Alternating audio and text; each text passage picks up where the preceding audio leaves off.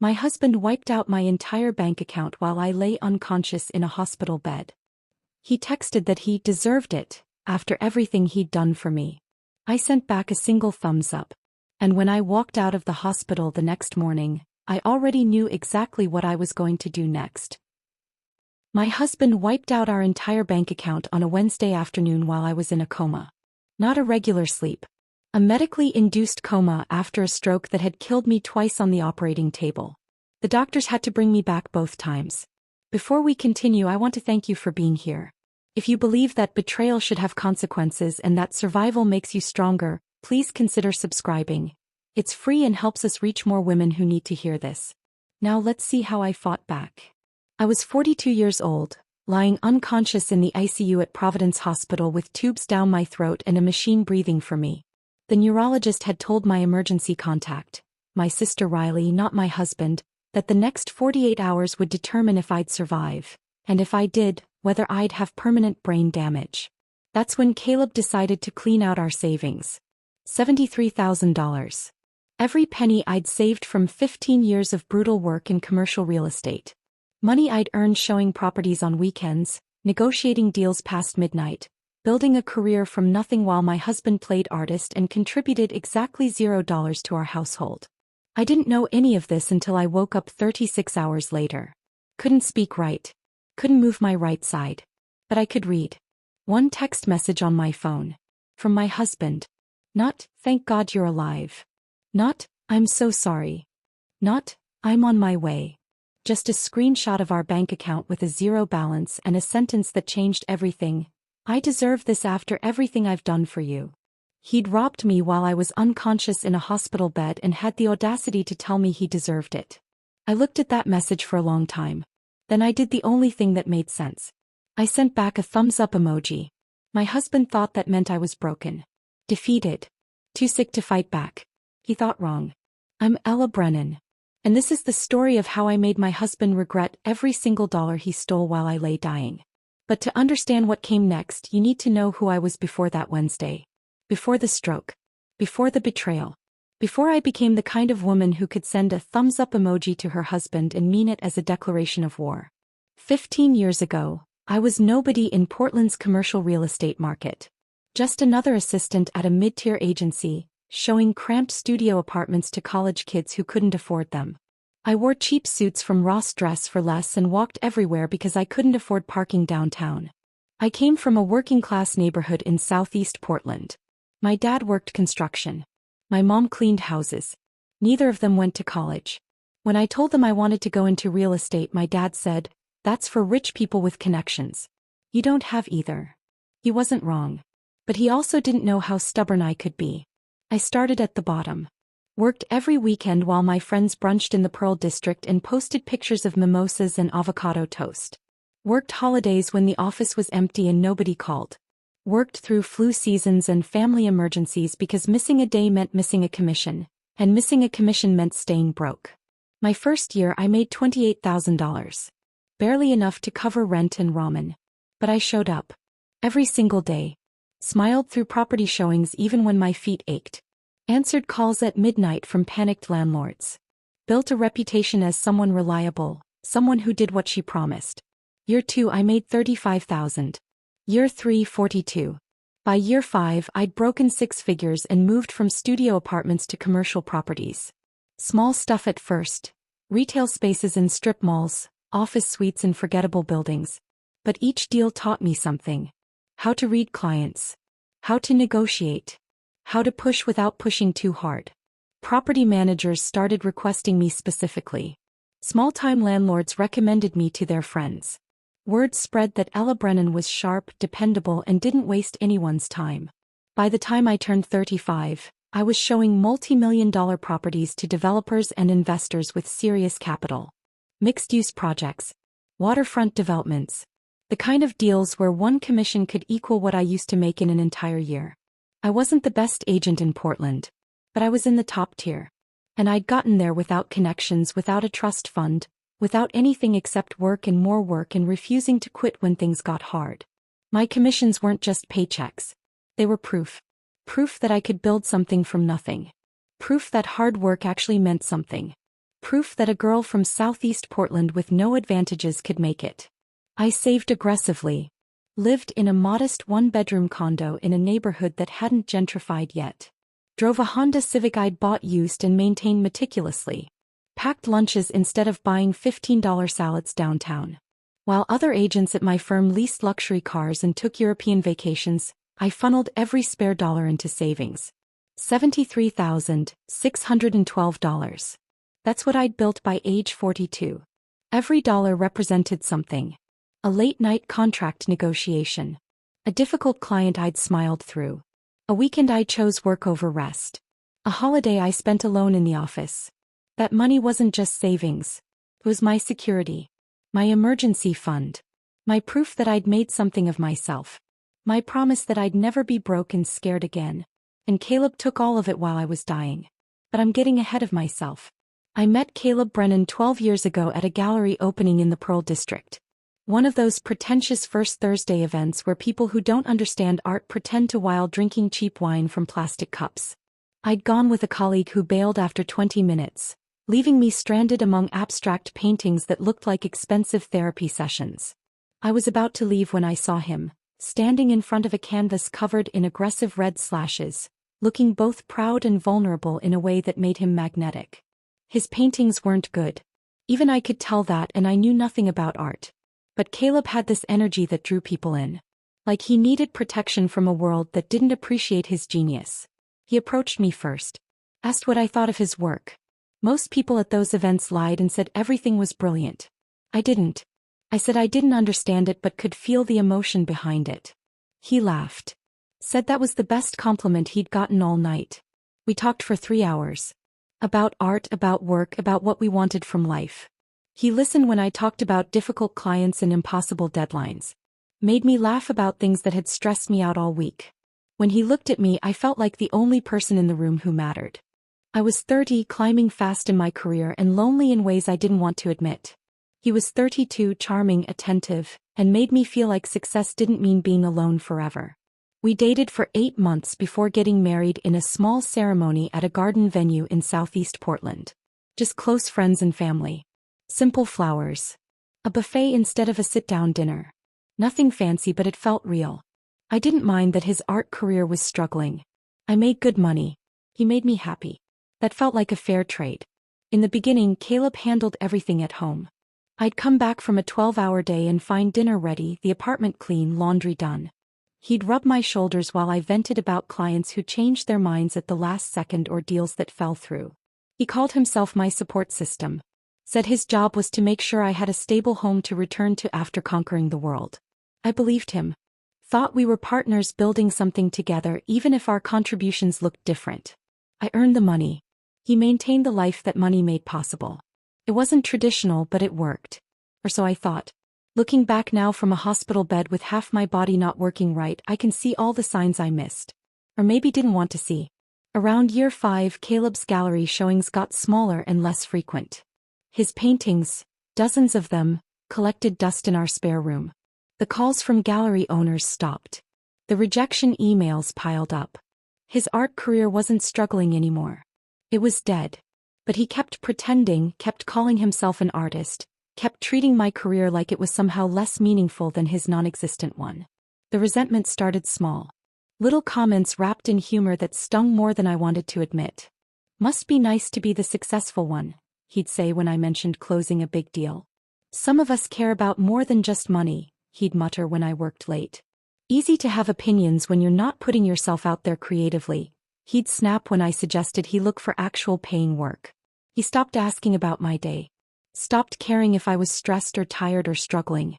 Started spending hours on his phone, angling the screen away whenever I walked into the room. He took weekend trips with friends I'd never met. Called them inspiration retreats. And came home vague about where he'd been and what he'd done. Got defensive if I asked too many questions. He opened a separate bank account without discussing it with me first. Said he needed it for his art supplies business. I never questioned it. Never asked to see statements. Never wondered why an artist who wasn't selling paintings needed a business account. I was too tired to interrogate every small change. Too focused on the next deal, the next commission, the next client. I told myself it was normal. Couples evolve. People need space. Marriage isn't perfect. I was working 80-hour weeks. Traveling for property tours. Negotiating contracts past midnight. I didn't have energy left to manage Caleb's feelings or question his choices. And 3 months before the stroke, my body started sending signals I was too stubborn to hear. Blinding headaches that made me see spots during property showings. Strange numbness in my right arm that I blamed on sleeping wrong. Tightness in my chest I convinced myself was just anxiety about a difficult client. I'd pop Advil, chug coffee and push through with a professional smile. Just stress, I told myself. Too much work, not enough sleep. I ignored the way my vision blurred when I stared at contracts too long. The exhaustion that 8 hours of sleep couldn't fix. The tingling in my fingers during important meetings. I was 42 and healthy. My last checkup had been fine. I exercised when I could. Didn't smoke. Had no family history of stroke or heart disease. So when my body screamed that something was catastrophically wrong, I turned up the volume on work and pretended not to hear. I had a major deal closing. A waterfront development project worth $2 million. The commission alone would max out my retirement contributions for the year and then some. I couldn't afford to be sick. Couldn't afford to slow down. Couldn't afford to admit my body was failing. That decision almost killed me. But before the stroke, before the betrayal, before everything fell apart, I was Ella Brennan. Successful. Independent. Secure in what I'd built. A woman who'd clawed her way up from nothing and had $73,000 in savings to prove it. A woman who thought she knew who she'd married. I was so completely, catastrophically wrong. And that thumbs up emoji I sent from my hospital bed? That was the moment I stopped being the woman who ignored warning signs and started being the woman who would make my husband pay for every single thing he'd taken while I lay dying. The stroke happened on a Tuesday morning during what should have been a routine property showing. I'd been working on this deal for 3 weeks. A gorgeous Victorian conversion in downtown Portland that had been on the market for 2 months. Beautiful bones, original crown molding, hardwood floors that gleamed in the morning light. The kind of property that sold itself if you could just get the right buyers through the door. The clients were a young couple in their early 30s, tech money, the kind who could write a cash offer if the place felt right. Kyle worked in software development. His wife Emma was something in digital marketing. They'd been looking for 6 months and were getting impatient. This was their 3rd showing with me that week. I could feel them getting close to a decision. Just needed to seal it. We were standing in the master bedroom on the 2nd floor. I was pointing out the oversized windows that flooded the room with natural light, talking about the original molding that had been carefully restored when the pain hit. Not a headache this time. Something different. Something catastrophic. It felt like someone had detonated a bomb behind my eyes. White-hot pain that made my vision blur and my knees buckle. The numbness I'd been ignoring in my right arm for weeks suddenly spread like wildfire. Across my shoulder, down my torso, into my leg. I tried to say, "Excuse me," but nothing came out right. Just garbled sounds that didn't match the words forming in my head. My mouth wouldn't cooperate. My tongue felt thick and useless. Emma's face morphed from polite interest to horror. "Are you okay?" I tried to answer. Couldn't. The right side of my body wasn't responding to commands anymore. I reached for the doorframe with my left hand to steady myself, but my legs gave out. I collapsed on the hardwood floor. Hard. Heard Emma scream. Saw Kyle drop to his knees beside me, his face pale with panic. "Call 911, he shouted. Emma was already on her phone, voice shaking as she gave the address to the dispatcher. I lay there on that beautiful restored hardwood, unable to move my right side, unable to speak, unable to do anything except think with crystal clarity. This is bad. This is really, really bad. Terror flooded my brain. Not the kind of fear you feel watching a horror movie or riding a roller coaster. The primal kind. The kind that comes when your body stops obeying your commands and you realize you're not in control anymore. I tried to move my right arm. Nothing. Tried to move my right leg. Nothing. Tried to speak. Just garbled nonsense. Kyle was talking to me, saying something about help being on the way, asking me to squeeze his hand. I squeezed with my left. My right hand lay limp and useless on the floor. "Stay with us," Emma kept saying, her voice breaking. "Please stay with us." I remember thinking absurdly, this is so embarrassing. Here I was, a professional who prided myself on being reliable and put together, collapsed on the floor of a property I was trying to sell, drooling and unable to speak. Then I thought, I'm 42 years old. This can't be happening. This happens to old people. People with health problems. Not me. But it was happening. My body was shutting down and there was nothing I could do to stop it. The ambulance arrived in what felt like hours but was probably 7 minutes. Paramedics rushed in with equipment and urgent voices. They asked me questions I couldn't answer. Shined lights in my eyes. Checked my vital signs. Possible stroke, one of them said. We need to move fast. They loaded me onto a stretcher. The last thing I saw before they carried me out was Emma crying and Kyle holding her, both of them looking terrified. The ambulance ride is a blur. Sirens screaming. Paramedics talking in clipped medical terminology I didn't understand. Someone started in 4. Someone else was on the radio coordinating with the hospital. I kept trying to move my right side. Kept failing. The terror was overwhelming now, drowning out everything else. They rushed me into Providence Hospital downtown. Bright lights. People in scrubs moving with controlled urgency. Someone wheeling me down hallways at speed. Voices shouting medical terms. Then a doctor's face appeared above me. A woman, maybe 50, with kind eyes and a no-nonsense expression. Mrs. Brennan, I'm Dr. Patel. You're having a stroke. We need to do emergency surgery to remove the clot. Do you understand? I tried to nod. Manage something that might have looked like agreement. You're going to be okay, she said, but her eyes told a different story. We're going to take care of you. Then everything went black. Later, much later, they told me what happened next. Ischemic stroke. A blood clot had traveled to my brain and blocked blood flow. At 42 years old, with no obvious risk factors, my brain had started dying.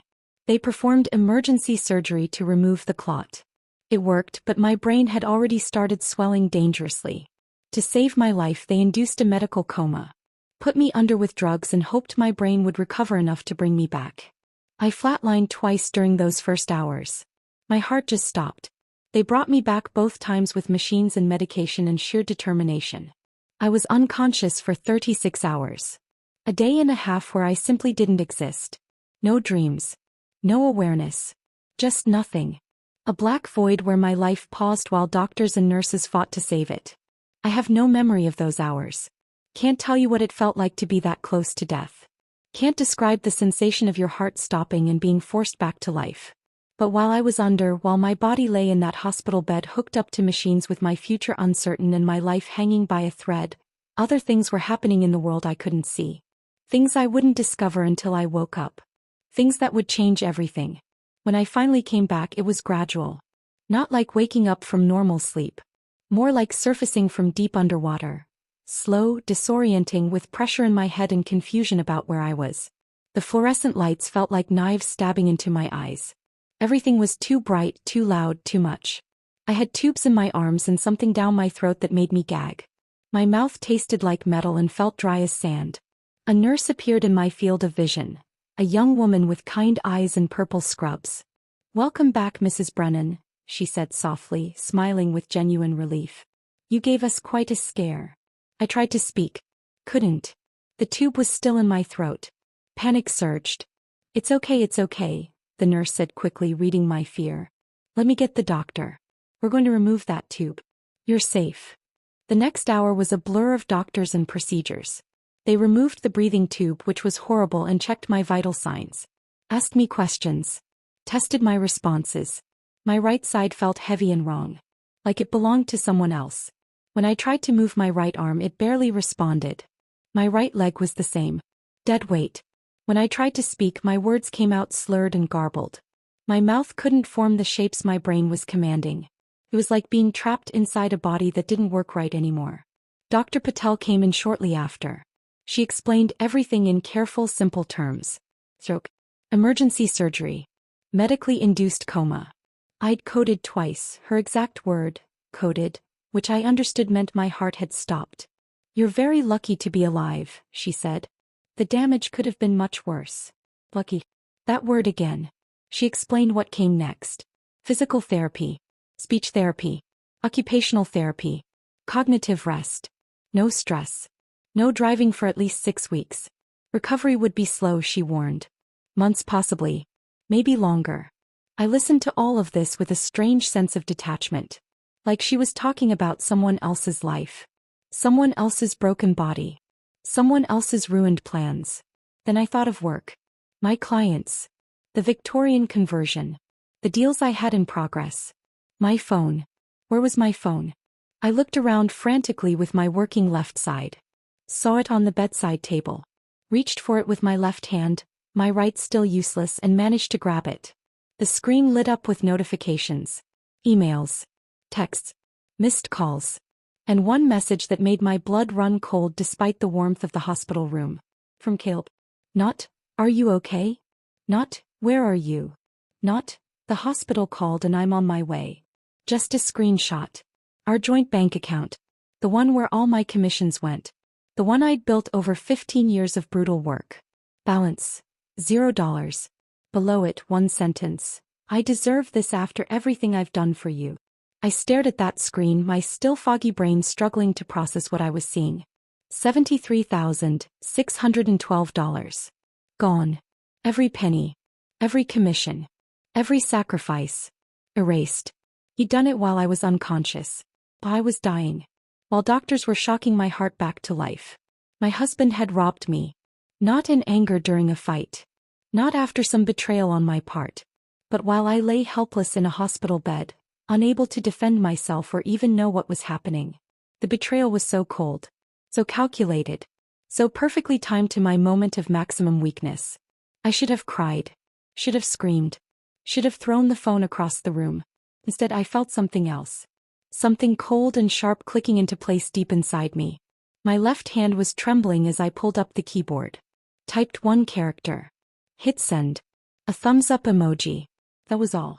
No words. No questions. No accusations.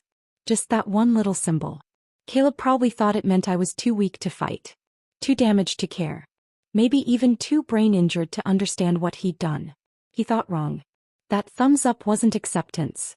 It wasn't surrender. It was a declaration. War had just been declared. And I was going to win. I stared at that thumbs up emoji on my phone screen for a long time after I sent it. Watched the little delivered notification appear underneath. Then read. Caleb was seeing it right now. Probably confused. Maybe relieved. Definitely not understanding what it actually meant. Good. A nurse came in to check my vitals. Asked how I was feeling. I told her fine, which was a lie. My head pounded. My right side felt like dead weight. Every word I spoke came out slightly wrong, my mouth struggling to form sounds my brain commanded. But I was alive. And I was planning.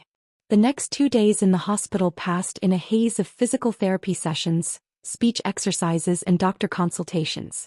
They had me squeeze stress balls with my weak right hand. Practice walking with a cane. Repeat simple phrases until my words came out clearer. I cooperated with everything. Smiled at the nurses. Thanked the doctors. Pretended to be a grateful patient focused on recovery. But my mind was somewhere else entirely. Running through finances. Replaying conversations. Building a strategy. On the morning of my discharge, Dr. Patel came in with a clipboard and a concerned expression. "Mrs. Brennan, you're making remarkable progress," she said. "But I need you to understand how serious this is. You had a major stroke. Your brain needs time to heal. That means rest. No stress. No work for at least 6 weeks." "I understand," I said, my words still slightly slurred but functional. "You'll need someone at home to help you," she continued. "At least for the first week or two.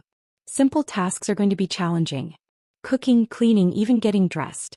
Is your husband able to take time off work to care for you?" Something cold settled in my chest. "Yes," I lied. "He's already arranged it." Dr. Patel smiled with relief. "Good. That's important. You shouldn't be alone." She handed me a stack of discharge papers and prescriptions. "These are your medications. Anti-clotting agents, blood pressure management. Take them exactly as prescribed. And this," she handed me a card, "is information about support groups for stroke survivors. I highly recommend attending once you're feeling stronger." I took everything with my left hand, my right still too weak to be useful. "Thank you. Someone picking you up?" "My husband," I said smoothly. "He should be here soon." Another lie. Easier than the first.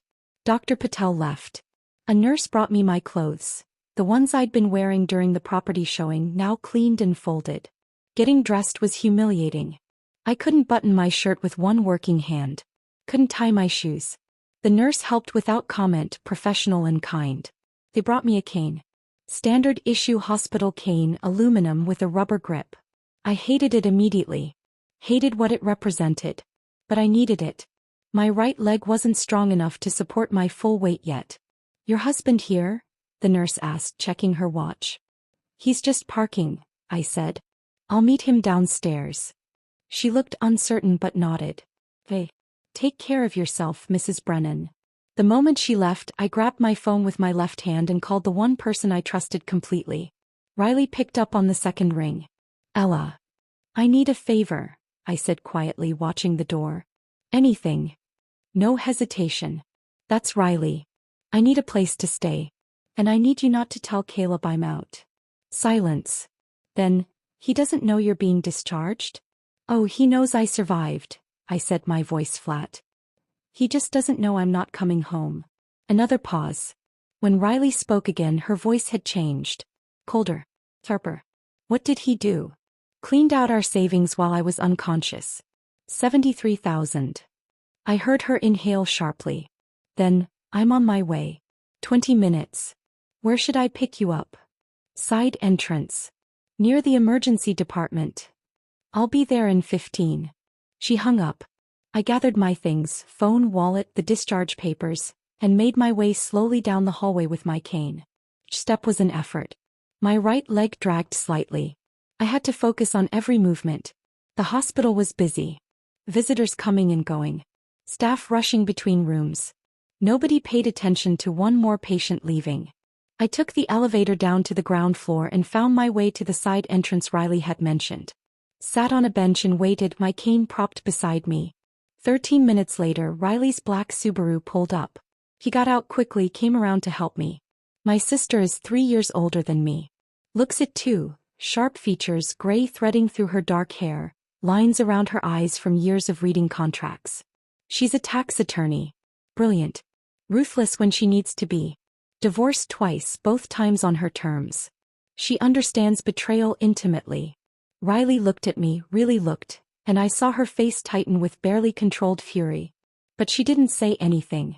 Just helped me into the passenger seat, loaded my things in the back and got behind the wheel.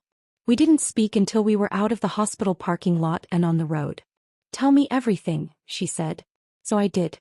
The property showing. The stroke. The surgery. Waking up to that text message. The empty account. The thumbs up emoji I'd sent. Riley didn't interrupt. Didn't gasp or curse or ask clarifying questions. Just listened with the absolute focus of someone cataloging evidence for a case. When I finished, she was quiet for a long moment. Then she said very calmly, "We're going to destroy him." Not, "Are you sure?"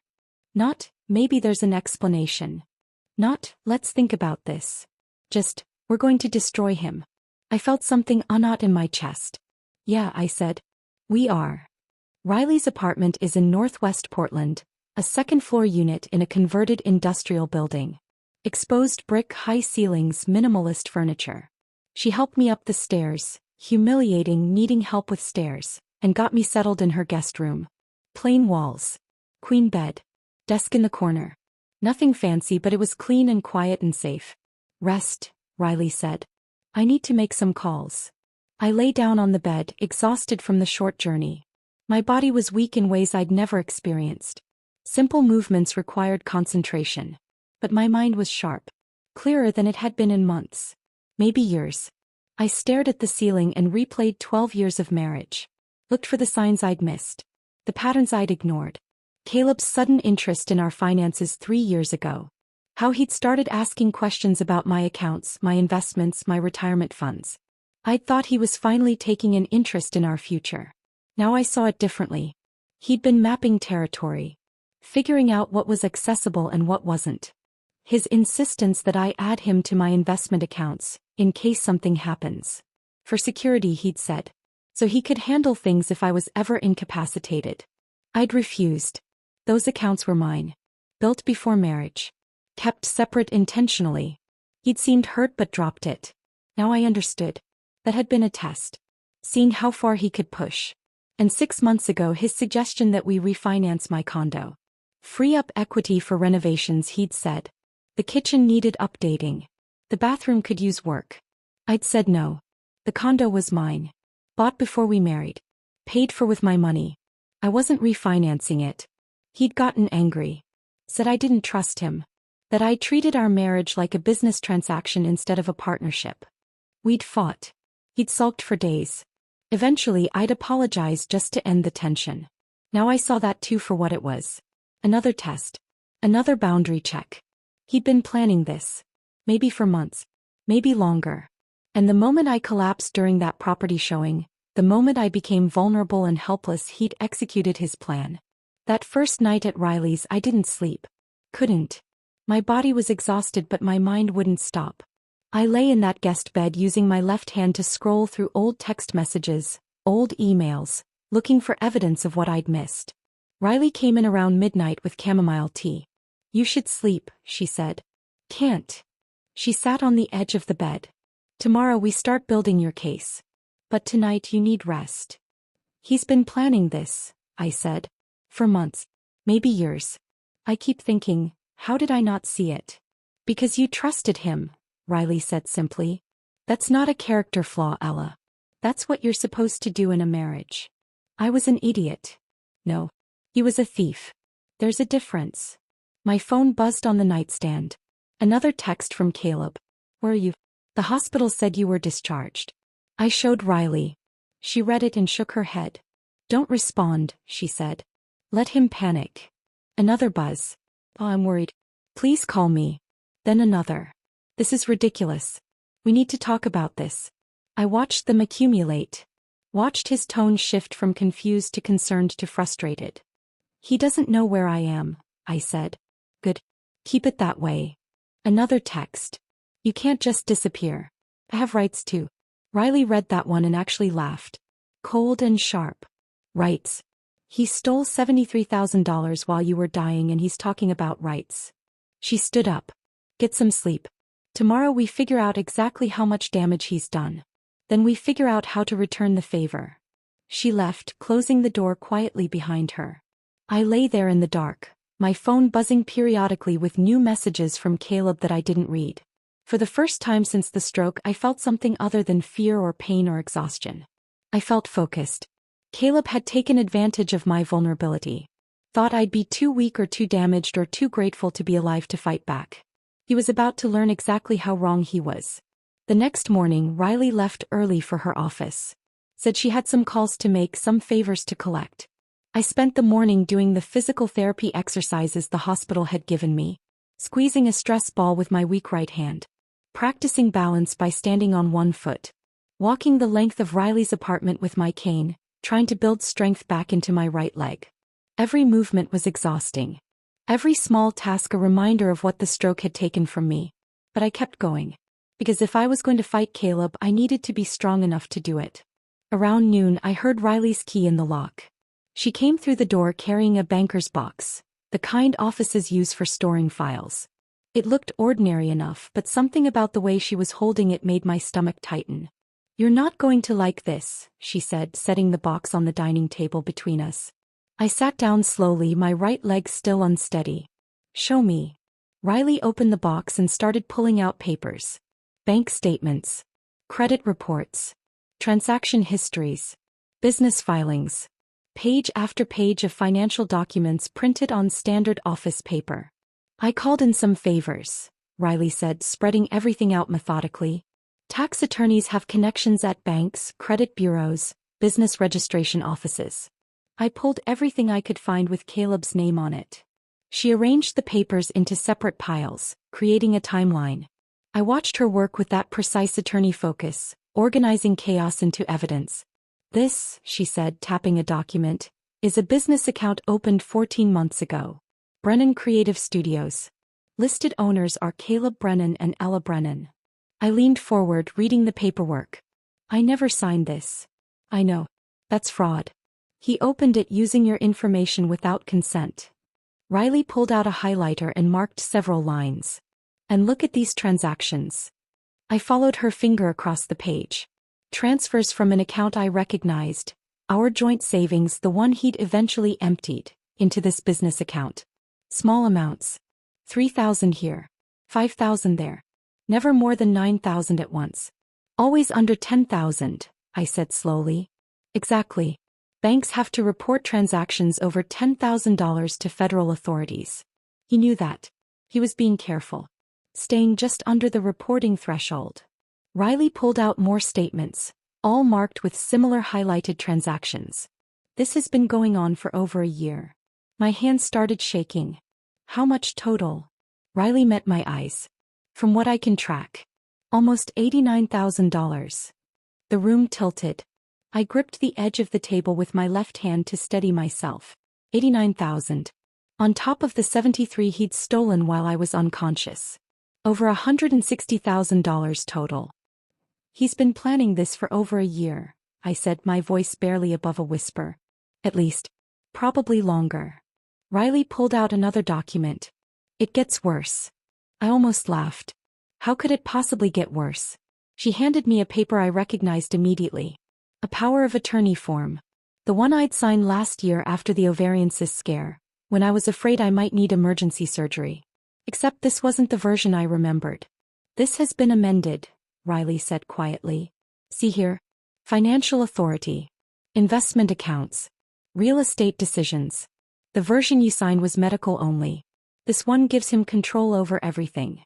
I stared at my signature at the bottom of the page. Looked right. The loops and curves matched my handwriting perfectly. I didn't sign this version, I said. I know. I compared it to documents I personally witnessed you sign. Contracts from when I helped you buy that investment property 3 years ago. It's a forgery. A really good one, but still a forgery. Riley spread out more papers. Bank statements from my investment portfolio. A line of credit I'd never authorized. He used that forged POA to take out $70,000 against your investments, she explained. Cash withdrawals over the past 6 months. Small amounts like everything else. Always staying under the radar. I felt sick. Physically sick. My stomach churned and my head pounded, and for a moment I thought I might actually throw up right there at Riley's dining table. He practiced my signature, I said. The realization was somehow worse than everything else. He sat somewhere, maybe in our apartment while I was at work, and practiced writing my name until he could do it perfectly. Yes. This wasn't impulse. This wasn't panic when I had the stroke. He's been systematically robbing me for over a year. Yes. I looked at all the papers spread across the table. The evidence of months of planning. The careful amounts always just under reporting thresholds. The forged documents. The fake business account. Every "I love you" had been a lie. Every dinner he made while I worked late. Every supportive comment about my career. All of it performance. Theater. A distraction while he plotted my financial destruction. What do we do with this? I asked. Riley started gathering the papers back into organized piles. First we make copies. Multiple copies. Then we take it to a lawyer. A good one who specializes in financial fraud and family law. And we bury him. My phone buzzed. Another text from Caleb. I'd been ignoring them for 3 days now. They kept coming. Elle, please. We need to talk. I didn't even look at it. Just turned the phone face down on the table. Let me see those, Riley said, gesturing to my phone. I unlocked it and handed it over. She scrolled through the messages Caleb had been sending, her expression getting colder with each one. He's panicking, she said. Good. Let him panic. She handed the phone back. Don't respond. Not yet. Let him wonder where you are, what you know, what you're planning. That afternoon, while Riley was photocopying everything at her office, I sat in her guest room and let myself feel it. The betrayal. The violation. The cold calculation of what Caleb had done. He'd married me knowing I made good money. Positioned himself as supportive husband while I built my career. Then spent years systematically stealing from me, forging my signature, creating fake accounts in my name. And the moment I became vulnerable, the moment I collapsed and ended up in a hospital fighting for my life, he'd grabbed everything he could and run. He'd literally bet on me dying or being too brain damaged to fight back. My phone buzzed again. This time it wasn't Caleb. Sophie, my former assistant, saw Caleb at Stumptown this morning. He was with a woman. Very cozy. Thought you should know. I stared at that message for a long moment. Part of me didn't want to know. Didn't want confirmation of what I already suspected. But I needed to see. Can you send a picture if you see them again? I typed back. Sophie responded immediately. Already took one. Sending now. The image loaded slowly. When it finally appeared, I felt something cold and sharp settle in my chest. Caleb sat in a coffee shop booth across from a young woman. Brunette, mid-20s, pretty in that natural Portland way. His hand rested on her thigh. She was laughing, leaning forward, completely comfortable with his touch. The intimacy was unmistakable. I didn't recognize her. Forwarded the photo to Riley without comment. Her response came within minutes. Running reverse image search. Give me an hour. I lay back on the guest bed, staring at the ceiling. The image burned into my mind. Of course there was another woman. Of course. That's what this was really about. Not just money. Not just theft. But an exit strategy. A new life with someone younger, funded entirely by my work. 90 minutes later, Riley called me into her home office. She had her laptop open, a full profile displayed on the screen. Vanessa Pruitt, Riley said. 26 years old. Works as a gallery coordinator at Atelier Northwest. The name clicked. That's where Caleb had his last gallery showing. 8 months ago. Exactly. Riley pulled up more information. Social media profiles. Employment history. And then something that made my blood run cold. Venmo transactions. He's been paying her rent, Riley said quietly. $1,500 a month for the past 9 months. Look at the memo lines. Rent. Apartment. He wasn't even trying to hide it. With my money, I said. With your money. Riley pulled up Vanessa's Instagram. Public profile. Hundreds of photos documenting the life of a 20-something in Portland. Coffee shops. Art galleries. Hiking trails. Wine bars. And in the background of those photos, if you looked carefully, was Caleb. A figure barely visible in a shot from Mount Tabor 3 months ago. A reflection in a mirror during a gallery opening. A man's hand, wearing that distinctive turquoise ring Caleb always wore, holding a wine glass at a restaurant. They'd been hiding in plain sight. Documenting their relationship for anyone who bothered to look closely enough. Riley scrolled further. Weekend trips to Cannon Beach. Seattle. A long weekend in San Francisco 6 weeks ago. Right when Caleb had told me he was going on an inspiration retreat alone. Then Riley stopped on one particular photo. Posted 2 weeks ago. Vanessa holding up a set of keys, huge smile on her face, caption reading, New chapter. Downtown loft, here I come. The location tag showed a luxury building in the Pearl District. I clicked through to the building's website. Studios starting at $2,800. 1 bedrooms at $3,400. Gallery coordinators don't make that kind of money, Riley said. No, I agreed. They don't. We sat in silence for a moment, both of us understanding what this meant. He was planning to leave you, Riley said finally. Take the money, move in with her, start fresh. The stroke interrupted his timeline, I said, the pieces finally clicking into place. When I collapsed, he panicked. Thought I might die or be permanently disabled. So he grabbed everything he could while I was unconscious. But you survived. But I survived, I repeated. And now he's stuck. Can't move forward with Vanessa without money. Can't explain where the money went. Can't find me to manipulate me into forgiving him. Riley turned to look at me. What do you want to do? I looked at the evidence spread across her desk. The bank statements. The forged documents. The photos of Caleb and Vanessa together. A year of planning. A year of lies. A year of theft. I want him to regret every single thing he took from me, I said. Riley smiled. Cold and sharp and full of promise. Then let's get started.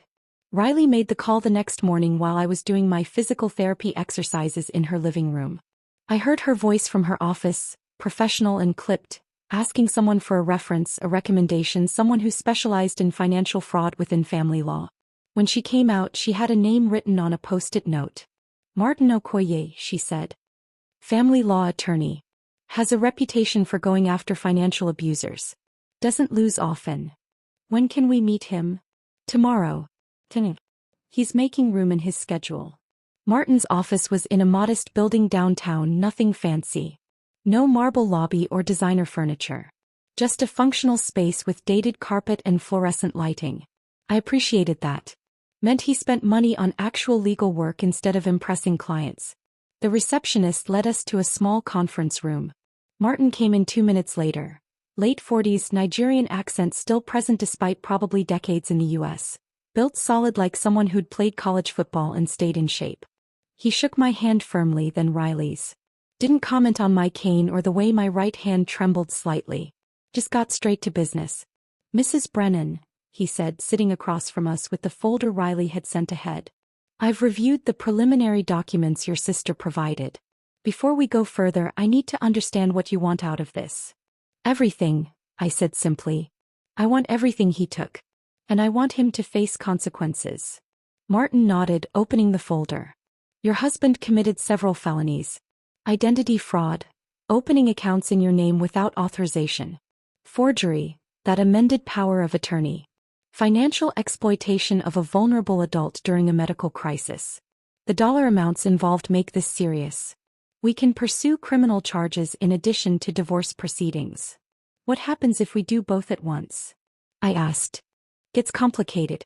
Criminal charges can actually slow down the divorce. Defense attorneys will advise their clients not to cooperate with discovery, not to provide financial documents, plead the fifth. Makes it harder to get your assets back quickly. I thought about that. So divorce first. Get my money back. Then criminal charges. Martin raised an eyebrow. Most people want the criminal case first. Want to see justice done. I want my life back first, I said. Justice can wait a few months. Riley smiled beside me. He understood. Martin studied me for a moment. Then he smiled too. Mrs. Brennan, I think we're going to work very well together. We spent the next 2 hours going through everything. Martin took notes in a leather portfolio, asking sharp questions, circling back to details that seemed minor but apparently weren't. The timing matters, he explained. The fact that he emptied the joint account while you were unconscious. That's not just morally reprehensible, it's legally significant. Financial exploitation during medical incapacity. Judges take that very seriously. Good, I said. The forged power of attorney is another major piece. That's identity fraud. Using it to access your investment accounts makes it wire fraud if any transactions cross state lines, which I'm betting they did. Riley pulled out more documents. These are the transactions from the business account he opened in her name. Brennan Creative Studios. Almost 90,000 transferred over 14 months. Martin whistled low. Always under 10,000 at a time. He knew about reporting thresholds. This was planned. That's what we thought, Riley said. Martin looked at me. How much do you know about his current financial situation? Not much. He's been texting me but I haven't responded. Good. Keep it that way. All communication goes through me from now on.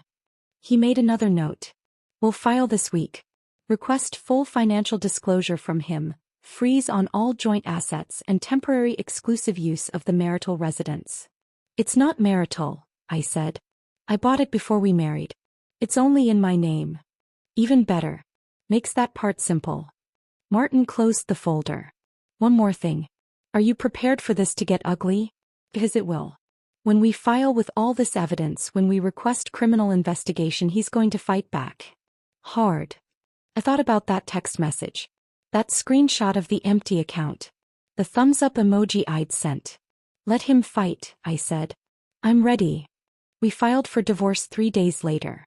Martin submitted a petition citing irreconcilable differences and requesting full return of all fraudulently obtained funds, plus sole possession of my apartment. Attached were copies of everything. Bank statements, the forged POA, the business account he'd opened in my name, transaction histories showing systematic theft over 14 months. It was thorough. Damning. Irrefutable. Caleb had 5 days to respond. His answer came through a lawyer named Doug Finch, whose office was in a strip mall next to a tax preparation service and a nail salon. Riley looked him up, specialized in DUIs and small claims disputes. Not exactly equipped for complex financial fraud cases. Doug's response was almost laughable. He filed a counterpetition requesting a 50-50 split of all assets, including my apartment and investment accounts. The justification: Caleb had contributed equally to the marriage as household manager and emotional support provider. Martin showed me the filing in his office. Actually laughed when he read that part aloud. He stole over $160,000 and his lawyer is claiming homemaker equity, Martin said. This won't work, but it'll drag the process out while they scramble for a better strategy. How long? I asked. Couple months probably. Discovery, depositions, financial disclosures. Maybe a settlement conference before we get to actual trial. Good, I said. Let it drag. Martin looked confused. Most clients want this over quickly. I want him to make mistakes, I said. Desperate people do stupid things. Understanding dawned on Martin's face. You want to see what else he's hiding. Exactly. While the legal machinery ground forward, Riley was working another angle. She'd been tracking Caleb's digital footprint, social media, tagged locations, Venmo transactions, building a complete picture of his double life. One evening she came home with her laptop and a grim expression. Found something else, she said, pulling up a bank statement I didn't recognize. Personal checking account at a bank I'd never used. Caleb's name only. Opened 18 months ago. Current balance, $31,847. Where did this come from? I asked. Riley highlighted transactions. Small transfers from the business account. Cash deposits. And look at the timing. He pulled up my commission records from work. Lined them up next to Caleb's deposit history. The pattern was obvious. Every time I closed a major deal, every time a big commission hit our joint account, Caleb would move money. First to the fraudulent business account, then in smaller chunks to this secret personal account. Building his escape fund. Dollar by dollar. My dollars. He's been planning this since before he opened the business account, I said slowly. At least 18 months. Probably longer. This was always the plan. Steal enough, move it somewhere you couldn't track it, then leave. Riley scrolled through more transactions. Regular payments to Vanessa. Payments to a moving company 2 weeks before my stroke. Even a deposit that lined up exactly with my biggest commission of the year. A waterfront development deal I'd closed 3 months ago. I'd worked 12-hour days for 6 weeks to close that deal. Celebrated with Caleb over dinner when the commission finally came through. He'd seemed genuinely happy for me. And 2 days later he'd transferred $15,000 of it to his secret account. We need to freeze this too, I said. Martin filed an emergency motion the next morning. Requested the court freeze all accounts connected to either party pending full financial investigation. Provided evidence of the hidden account, the systematic transfers, the pattern of theft. The judge granted it that afternoon. Every account with Caleb's name was locked. He couldn't access the money he'd stolen. Couldn't withdraw cash. Couldn't pay bills. Couldn't finance his new life with Vanessa. I found out how completely trapped he was 2 days later when Sophie texted me. Just saw Caleb at Fred Meyer. His card got declined at checkout. He looked like he was going to cry. I showed Riley. She confirmed it through one of her banking contacts. Every account was frozen solid. No access. No exceptions. My phone started buzzing almost immediately after that. Caleb's text had been sporadic before. Now they came in waves. Ella, this is insane. I can't even buy groceries. We need to look. This is affecting both of us. You're destroying everything out of spite. I made a mistake, but this is cruel. I saved every message. Didn't respond to any of them. Then Riley's phone rang. Unknown number. She put it on speaker. Hello. Riley answered. Is this Riley Brennan? A young woman's voice. Shaking. Verging on tears. Who's asking? My name is Vanessa. I don't know who else to call. Caleb said you're his wife's sister. Please, I need help. Riley's expression went cold. I'm listening. Caleb told me his accounts got frozen because of his wife. He can't pay my rent. I'm going to get evicted. I didn't know he said they were separated. He said the divorce was almost final. I didn't know he was stealing from her. The desperation in her voice was real. He probably really didn't know. Probably believed every lie Caleb told her. Vanessa, Riley said, her voice like ice. Caleb is a liar and a thief. Whatever he told you about his marriage, about being separated, about his wife being cruel. All fiction. He stole over $160,000 from my sister while she was unconscious in a hospital bed. Use that money to pay your rent, buy you things, plan a future with you. Silence on the other end. If you're smart, Riley continued, you'll distance yourself from him immediately. Before you become an accessory to fraud. Before your name ends up in legal documents as a co-conspirator. Do you understand? I didn't know, Vanessa whispered. I swear I didn't know. Then get away from him. No. Before this gets worse. Riley hung up. We sat in silence for a moment. Then I started laughing. Couldn't help it. The sound came out harsh and cold but felt good. He can't pay her rent, I said. He's trapped. No money. No escape. No girlfriend. And it's only going to get worse, Riley said. Wait until discovery starts. Wait until he has to produce every financial document, explain every transaction, justify every lie.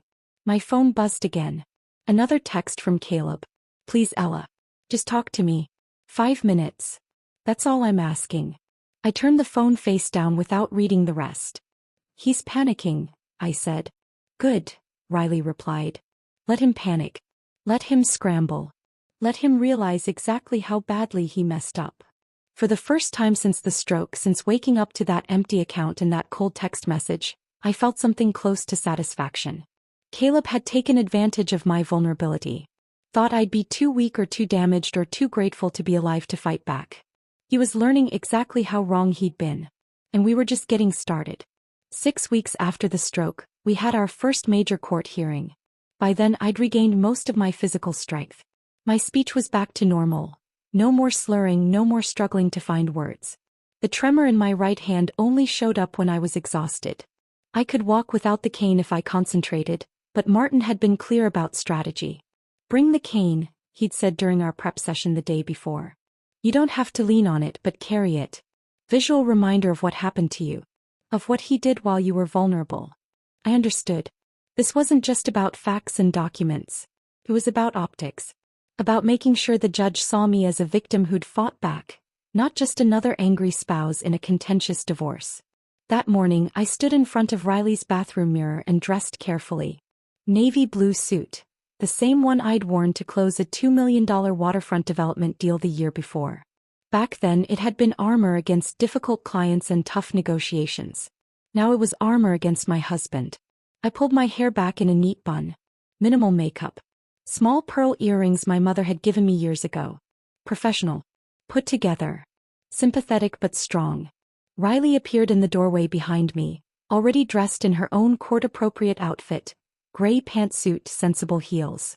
You look good, she said. I look like I'm going into battle. You are. We drove to the courthouse in silence. Portland morning traffic was its usual mess.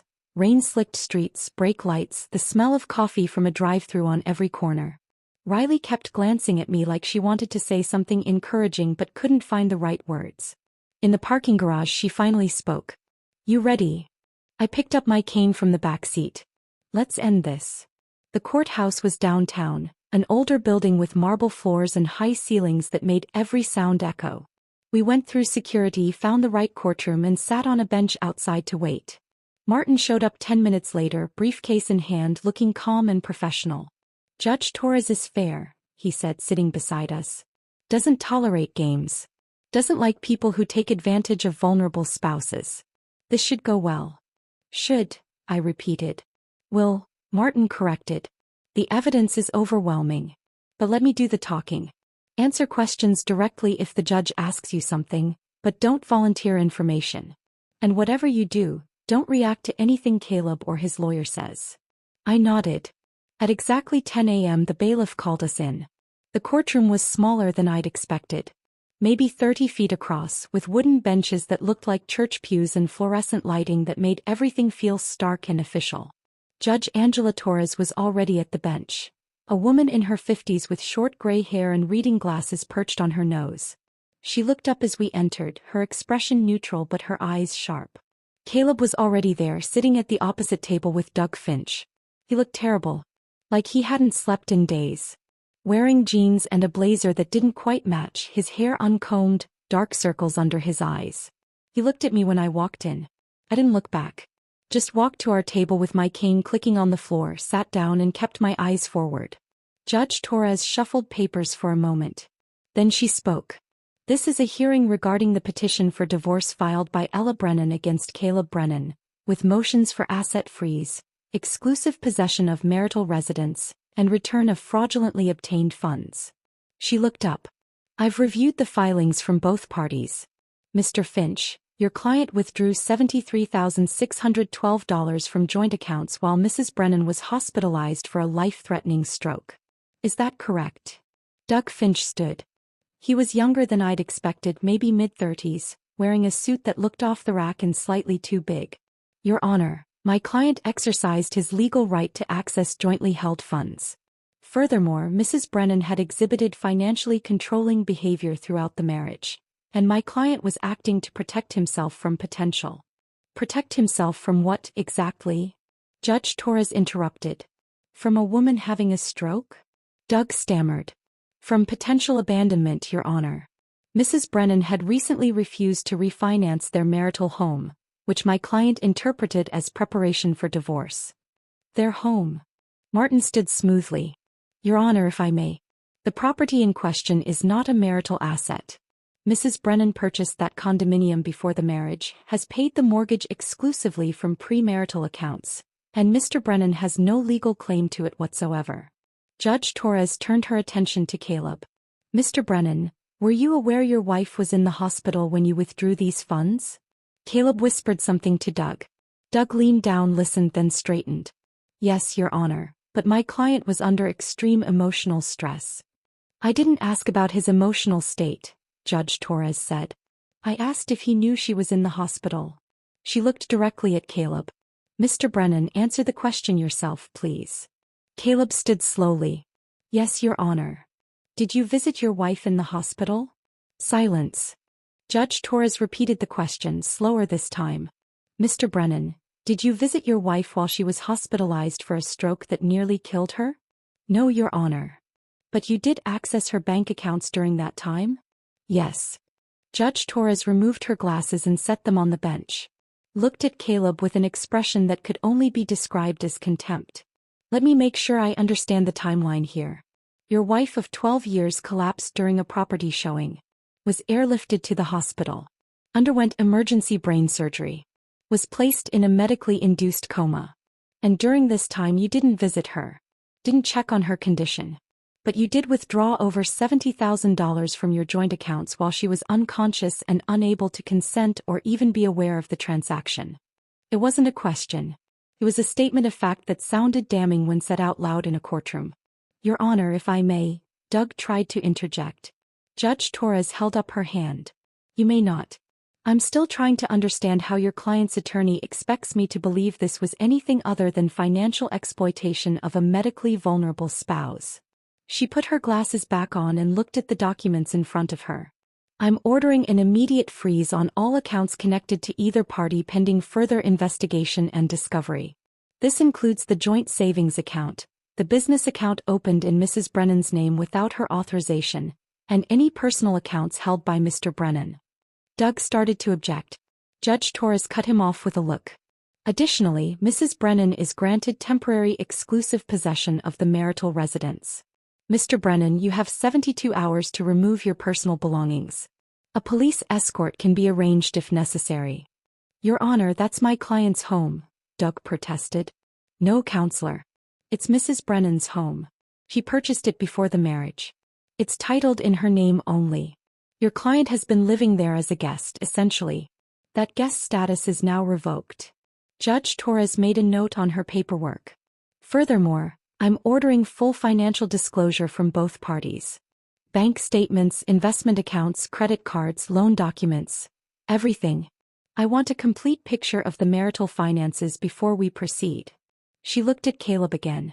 And Mr. Brennan, I strongly suggest you cooperate fully. Withdrawing tens of thousands of dollars while your spouse is medically incapacitated strikes me as unconscionable.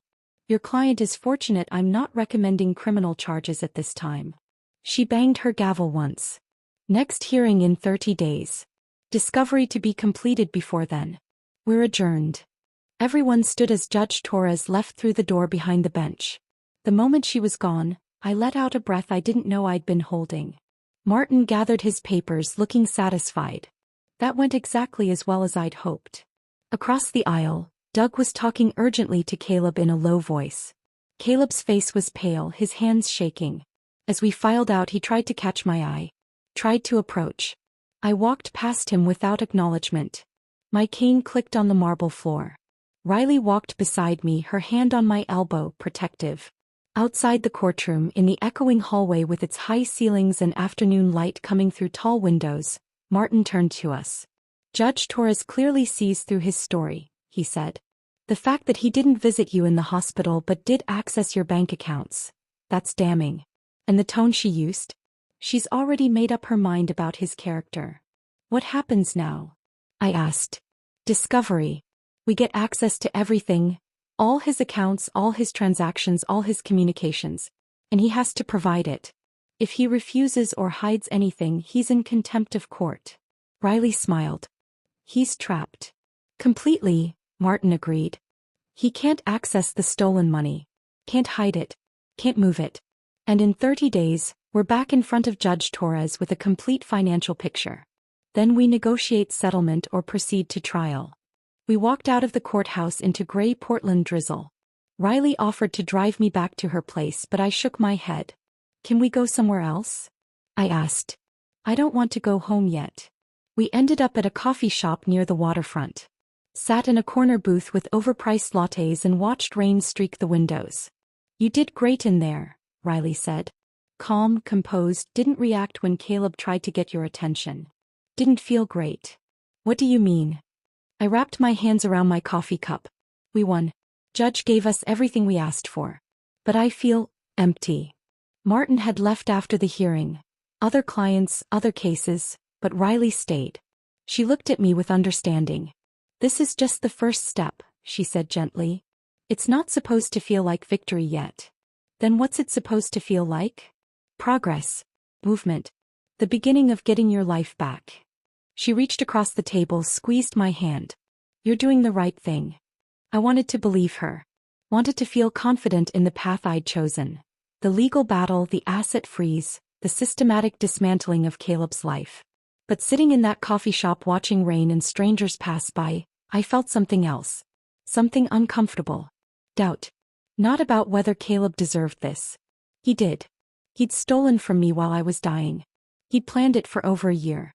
He'd built a secret life with another woman using my money. But I kept thinking about the girl I'd been 15 years ago.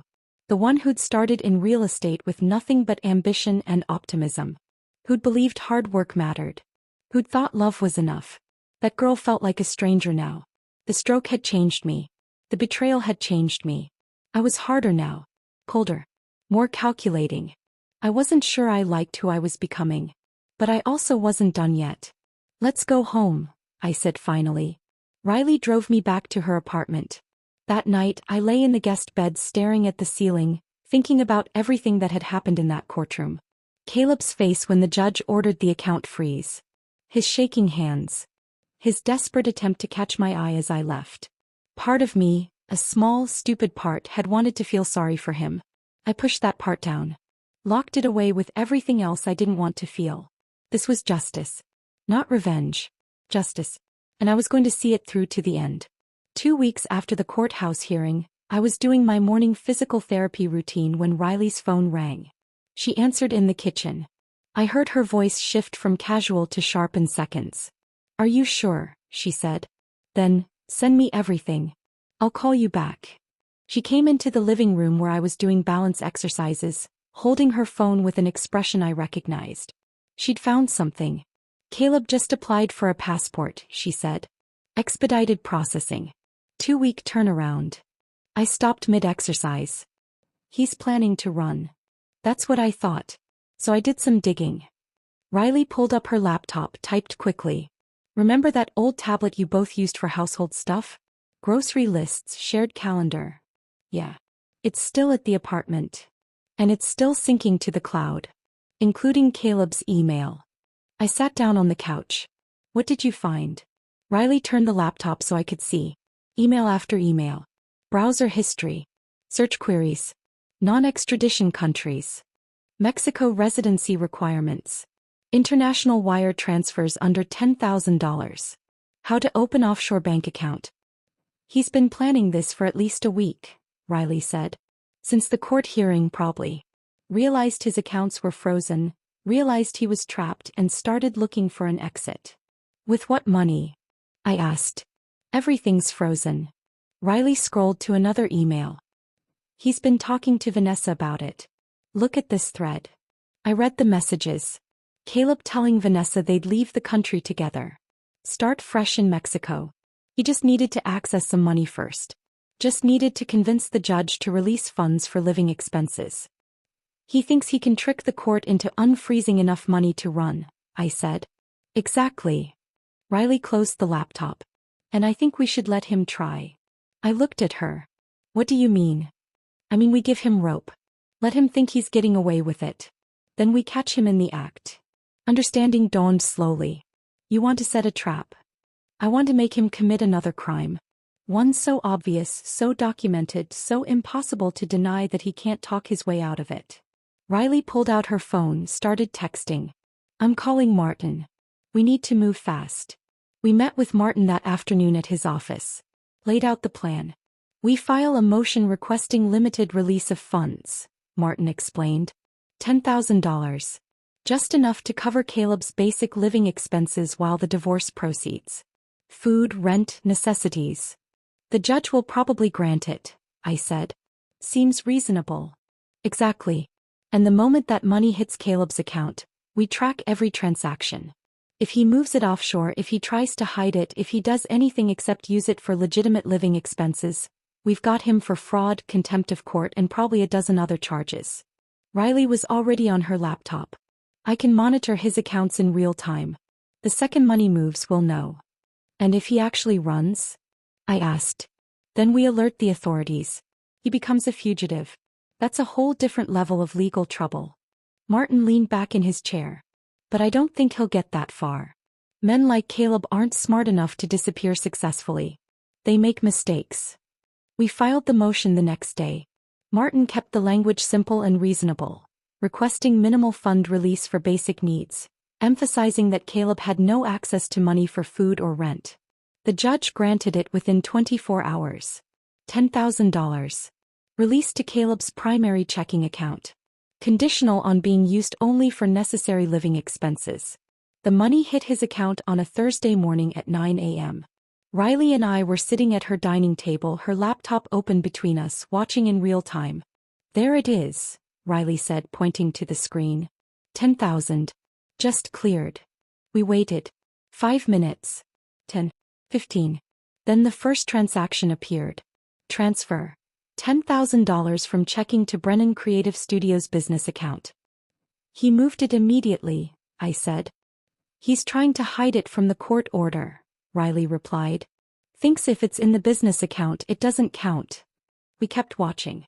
5 minutes later, another transaction. Transfer. $10,000 from business account to personal account at different bank. There's the secret account, Riley said, taking screenshots. The one he opened 18 months ago. Then we waited again. Longer this time. Almost an hour. I was starting to think maybe Caleb was going to sit on the money, be cautious, not make any obvious mistakes. Then a new transaction appeared. And my breath caught. Wire transfer. $8,500 to Banco Internacional de Belize. Offshore account, Riley said quietly. That's international wire fraud. She immediately forwarded the screenshots to Martin. Called him. Put it on speaker. He just wired money to Belize, she said when Martin answered. How much? $8,500. Martin was quiet for a moment. That's a felony. Federal crime. I'm contacting the FBI. How fast can they move? Riley asked. Fast. Especially with evidence this clear. Give me 2 hours. He hung up. Riley and I sat in silence, staring at the laptop screen. He actually did it, I said. He actually thought he could get away with it. He's desperate. Desperate people make stupid decisions. Riley kept monitoring. Over the next hour, more transactions appeared. Caleb had booked flights. 2 tickets to Cabo San Lucas, departing in 3 days. Hotel reservation at a beachfront resort. Even a rental car. He's planning to run, Riley said. Get to Mexico, then somehow access the offshore account from there. Will he be able to? Probably not. These things are complicated. But he doesn't know that. He's panicking and grabbing at anything that looks like escape. Martin called back 2 hours later. FBI is involved. They've issued a warrant. They're going to arrest him at the airport before he boards. When? I asked. His flight is Saturday morning at noon. They'll take him at the gate. I want to be there, I said suddenly. Riley looked at me. You sure? I need to see it. Need to see him realize he's actually trapped. Martin hesitated on the phone. It's not standard, but you're not interfering. Just watching. I don't see why not. Saturday morning, Riley and I drove to PDX Airport. Parked in the garage with a view of the departure terminal entrance. We sat in her car drinking coffee from a drive-thru, watching travelers come and go with their luggage and their normal lives. At 11:47 a.m. I saw them. Caleb and Vanessa walking through the automatic doors. Each pulling a suitcase. Vanessa looked excited. Young, pretty, dressed for vacation in a sundress and sandals despite it being December. She was laughing at something Caleb said. Caleb looked nervous. Kept scanning the crowd. Like he sensed something wrong but couldn't identify what. Then I saw the agents. 2 men in dark suits walking with purpose through the terminal. Professional. Efficient. Moving straight toward Caleb and Vanessa. They approached. Showed badges. I couldn't hear what they said from the car, but I saw Caleb's face change. Saw the color drain from his skin. Saw his mouth open in protest or excuse or denial. Vanessa looked confused. Started asking questions, her voice rising. One of the agents said something to her. She stepped back. They handcuffed Caleb right there in the middle of the departure terminal. Travelers stopped and stared. Some pulled out phones to record. A small crowd formed. Vanessa was crying now. Full sobbing. Asking Caleb what was happening, what he'd done, why he'd lied to her. The agents led Caleb toward an exit. He was saying something, probably trying to explain, to justify, to make this seem like a misunderstanding. Vanessa collapsed onto a nearby bench, face in her hands, shoulders shaking. I watched all of this from Riley's car with a strange sense of detachment. Like I was watching a movie instead of the destruction of my husband's life. You okay? Riley asked quietly. I don't know, I said honestly. We sat there for another few minutes. Watched Vanessa eventually pull herself together and walk back out of the terminal, dragging her suitcase behind her, mascara streaked down her face. Then Riley started the car. Let's go home. We drove back to her apartment in silence. I kept replaying the moment Caleb's face changed. The moment he realized he'd been caught. That evening my phone rang. Unknown number. I almost sent it to voicemail, but something made me answer. Hello. Is this Ella? A woman's voice. Young. Thick with tears. Vanessa. This is she. I didn't know. The words came out in a rush, desperate and pleading. I swear to God I didn't know he was stealing from you. He told me you were separated. That the divorce was almost final. That you'd been controlling and cruel for years.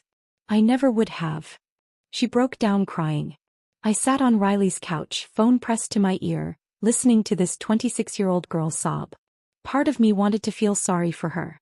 She'd believed a liar. Trusted the wrong person. Made bad choices based on incomplete information. But another part, the part that had been forged in betrayal and nearly dying in a hospital bed, felt nothing but cold clarity. Vanessa, I said quietly. Did Caleb ever pay for anything himself? Dinners, trips, your rent. Silence. Then small. No. He said his money was tied up in art investments. That it would be liquid soon. It was my money, I said. All of it. Every dinner you ate. Every trip you took. Every month of rent he paid for your apartment. That was money he stole from me while I was working 80-hour weeks to support him. While I was having a stroke and nearly dying. More crying. I'm so sorry, Vanessa whispered. I didn't know. What do I do now? I thought about that. What was the right answer? What did someone in her position need to hear? You move on, I said finally. You find someone honest. You learn from this. And you never, ever trust someone who badmouths their spouse to justify why they're starting something with you. That's always a red flag. I feel so stupid. You were lied to. That's not the same as being stupid. She was quiet for a moment. Are you going to press charges against me? The FBI agent said I might be in trouble too. Did you know about the fraud? The stolen money? The offshore accounts? No. I swear I didn't. Then you're probably fine. But distance yourself from Caleb. Immediately. Don't take his calls. Don't visit him. Don't try to help him. He'll drag you down with him if you let him. Okay, she said, voice small. Thank you. I don't deserve. I hung up before she could finish. Set the phone down on Riley's coffee table and stared at it. Riley came out of her bedroom. That was her. Yeah. What did she say? That she didn't know. That he lied to her. That she's sorry. Do you believe her? I thought about it. Yeah. I do. She's just a kid who made bad choices. Riley sat beside me. You were kind to her. Was I? I wasn't sure. The conversation had felt cold. Distant. Like talking to someone through glass. Kinder than I would have been, Riley said. We sat in silence for a while. Then Riley turned on the TV, some mindless cooking show, and we watched without really watching. My phone buzzed once more that night. A text from Martin. Caleb's been charged. Federal custody. Bail hearing Monday. You don't need to attend if you don't want to. I typed back, I'll be there. Because I needed to see this through. All of it. Every step. Even the parts that didn't feel like victory. The bail hearing on Monday was anticlimactic. Caleb's public defender, a tired-looking woman in her 30s with a briefcase held together by duct tape, argued for release on his own recognizance. Martin countered with evidence of flight risk. The offshore account, the Mexico flights, the passport application. The judge denied bail. Caleb would stay in federal custody until trial. I watched from the gallery as they led him out in handcuffs. He looked broken. Smaller somehow. Like the reality of what he'd done was finally sinking in. He tried to look at me one last time. I didn't give him the satisfaction. Just stood up and walked out with Riley and Martin. The divorce finalized 3 months later. By then, Caleb's federal charges were resolved through a plea deal. His public defender had convinced him fighting was pointless. The evidence was overwhelming. Forged documents. Fraudulent wire transfers. International banking violations. He was looking at potential prison time if convicted on all counts. The plea deal gave him probation instead. 5 years. Full restitution of every stolen dollar. $162,000 total, to be paid in monthly installments he'd probably spend the rest of his life working off. Permanent criminal record. And a restraining order keeping him at least 500 feet from me at all times. Martin had been merciless in the divorce settlement. With Caleb's guilty plea on federal charges, there was no defense against the fraud claims. I got everything. The apartment, which was always mine anyway. My investment accounts, untouched and returned. My retirement funds. Every penny Caleb had stolen or tried to hide. He got nothing. No assets. No claims. Just debt and consequences. The last time I saw him was at the final hearing. He looked hollowed out. Defeated. 20 pounds lighter, dark circles under his eyes, wearing an ill-fitting suit his public defender had probably loaned him. When the judge finalized everything, Caleb's lawyer asked for a brief moment to speak. The judge allowed it. Your Honor, she said, my client would like to apologize to Mrs. Brennan for his actions. The judge looked at me. Mrs. Brennan, would you like to hear it? Everyone in the courtroom turned to look at me. Riley beside me, tense and protective. Martin on my other side, ready to object if needed. I thought about it. About whether I wanted to hear Caleb say he was sorry. About whether it would change anything or mean anything. No, I said simply. I wouldn't. The judge nodded. Then we're done here. Divorce is finalized. Mr. Brennan, you have 48 hours to vacate any remaining personal property from the marital residence. After that, anything left becomes Mrs. Brennan's property. Gavel down. Caleb was escorted out by his lawyer. I left through a different exit with Riley and Martin, avoiding any chance of running into him in the hallway. How do you feel? Riley asked as we walked to the parking garage. Empty, I said. And it was true. No satisfaction. No triumph. Just a hollow sense of completion. I moved back into the apartment. My apartment. The following week. Caleb had already cleared out his things. I walked through rooms that felt both familiar and foreign. The spare room where his paintings used to collect dust was empty now. The closet in the bedroom only had my clothes. The bathroom counter only had my toiletries. It should have felt like victory. Instead, it just felt lonely. I lasted 6 months before deciding to sell. Too many memories. Too many ghosts of who I'd been when I lived there. The woman who'd trusted Caleb. Who'd worked herself into a stroke. Who'd ignored every warning sign because she was too tired to see them. A young family bought it. Husband, wife, toddler girl, and another baby on the way. I watched them walk through during the final showing, saw the wife's face light up at the kitchen, saw the husband calculate mortgage payments in his head, saw the toddler run through the empty rooms laughing. "It's perfect," the wife said to her husband. "It feels like home. I hoped they'd be happy there. Hoped they'd build something real. Hoped their marriage would be better than mine." The closing was simple. I signed papers, transferred the deed, accepted a check that was more than I'd paid for the place but less than I'd hoped. Real estate prices in Portland were weird that year. I bought a smaller loft in Northwest, closer to Riley. 2 bedrooms, floor-to-ceiling windows, exposed brick, open floor plan. Modern and impersonal. No history. No ghosts. Just clean space waiting for me to decide who I'd be next. With some of the money from the sale, I set up a scholarship fund. Partnered with a local nonprofit that helped women recovering from medical crises. Called it the Second Chances Fund. $5,000 annually for a woman who needed financial support to rebuild her life after health problems derailed everything. It felt good. Felt like something meaningful coming from all the pain. I returned to work about 7 months after the stroke. Part-time at first. My boss, Patricia, who'd run the real estate firm for 20 years, welcomed me back with genuine warmth and zero pressure. "Take your time," she said. "We're just glad you're alive." I started with small projects. Residential sales. Nothing too demanding. My body was mostly back to normal. No more cane, no more slurred speech, no more tremor. But I was different in ways that weren't physical. I couldn't work 80-hour weeks anymore. Couldn't sacrifice everything for a commission. Couldn't ignore my body's warning signals. I was more selective about clients. Didn't take on anyone who gave me bad vibes or made unreasonable demands. Charged more. Worked less. Made enough. Patricia noticed the change. "You're different," she said over coffee one afternoon about 10 months after I'd come back. "Better or worse?" I asked. "Just different. More boundaried, I guess. You used to say yes to everything. Now you're comfortable saying no." "The stroke taught me something," I said. "Life's too short to waste on people who drain you." Patricia smiled. "Sounds like wisdom." One evening, almost a year after the divorce finalized, Riley invited me over for dinner. Just the 2 of us.